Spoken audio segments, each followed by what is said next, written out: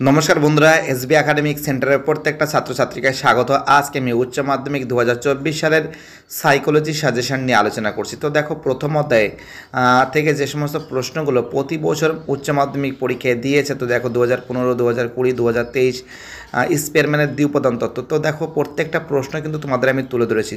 তো দেখো, যে সমস্ত প্রশ্নগুলো 2023 সালে এসেছে সেইগুলো তোমাদের না পড়লেও চলবে। তো দেখো, প্রত্যেকটা অধ্যায় থেকে যে সমস্ত প্রশ্নগুলো আসার চান্স খুবই বেশি এবং প্রতি বছর উচ্চ মাধ্যমিক পরীক্ষায় সাইকোলজিতে দিয়েছে সেইগুলো কিন্তু আমি দিয়ে দিয়েছি। ঠিক আছে, দেখো সেকেন্ড চ্যাপ্টার থেকে কোন প্রশ্নগুলো, ফার্স্ট চ্যাপ্টারগুলো তোমাদের আমি দেখিয়ে দিলাম।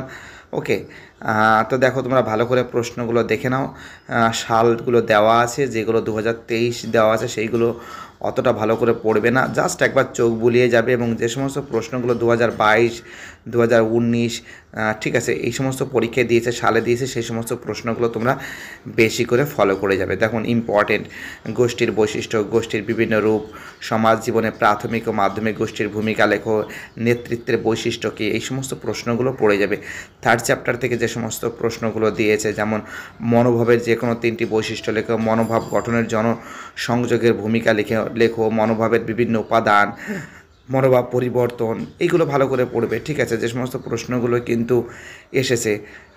পক্ষপাতের সংজ্ঞা দাও, 2023 সালে এসে গেছে, যদিও পক্ষপাতের ভিত্তি বৈষম্য কাকে বলে 2023 সালে এসেছে। থার্স্টনেরও লিকার্ট মনোভাব পরিমাপক স্কেল। তো দেখো, নবম চ্যাপ্টার থেকে যে সমস্ত প্রশ্নগুলো গুরুত্বপূর্ণ, পরিবেশ দূষণ কাকে বলে, যে কোনো 5টি দূষকের নাম লেখো, পরিবেশবিদ্যা বলতে কী বোঝো, 2017, 2020, পরিবেশ বিষয়ে শিক্ষার উদ্দেশ্য কী। তা দেখো, এই সমস্ত প্রশ্নগুলো কিন্তু পড়ে যাবে। পরিবেশের সংজ্ঞা, পরিবেশের উপাদান, মানুষ ও পরিবেশের সম্পর্ক, পরিবেশ এর প্রকারভেদ, দূষণের প্রভাব। তো দেখো, আগে পরে চ্যাপ্টার হতে পারে। এবার ফোর্থ চ্যাপ্টার দেখো, ব্যক্তিত্বের সংজ্ঞা দেখো, ব্যক্তিত্বের উপাদান, ব্যক্তিত্বের সংলক্ষণ বলতে কী বোঝো, ক্যাটেলের সংলক্ষণ তত্ত্ব, ব্যক্তিত্ব সম্পর্কে আলপোর্টের সংজ্ঞা, ব্যক্তিত্বের উপাদানগুলি কী কী, এই ইয়ং মত অনুযায়ী ব্যক্তিত্বের শ্রেণী বিভাগ। তো দেখো, এই সমস্ত প্রশ্নগুলো কিন্তু খুব ইম্পর্টেন্ট। আর যে সমস্ত প্রশ্নগুলো 2023 সালে এসে গেছে সেইগুলো দেওয়া আছে, সেইগুলো তোমরা কিন্তু অতটা ভালো করে পড়বে না, জাস্ট চোখ বুলিয়ে যাবে একটু করে। ওকে, দেখতেই পারছো প্রত্যেকটা প্রশ্ন দেওয়া আছে।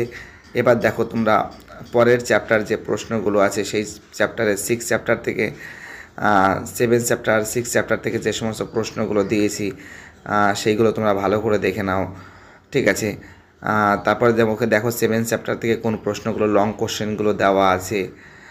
সাইকোসিসের শ্রেণীবিভাগ, সাইকোসিস এবং সাইকো নিউরোসিসের মধ্যে পার্থক্য। তো দেখো, পেজ নম্বরও দেওয়া আছে।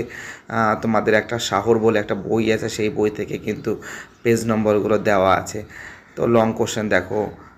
ঠিক আছে, লং কোশ্চেন, মানুষ ও পরিবেশের মধ্যে সম্পর্ক কী, পরিবেশ বিষয়ক শিক্ষার উদ্দেশ্য কী। 7 নম্বরে যে প্রশ্নগুলো আসে, পরিবেশ দূষণের প্রভাব লেখো। তো দেখো, এই সমস্ত। এবার দেখো অষ্টম অধ্যায়, সর্বত্র বিকাশ। অষ্টম অধ্যায় থেকে লং কোশ্চেন কোনগুলো গুরুত্বপূর্ণ সেইগুলো তোমরা দেখে নাও। ভিডিওটি দেখার জন্য এসবি একাডেমিক সেন্টারের তরফ থেকে প্রত্যেকটা ছাত্রছাত্রীকে জানাই অসংখ্য ধন্যবাদ।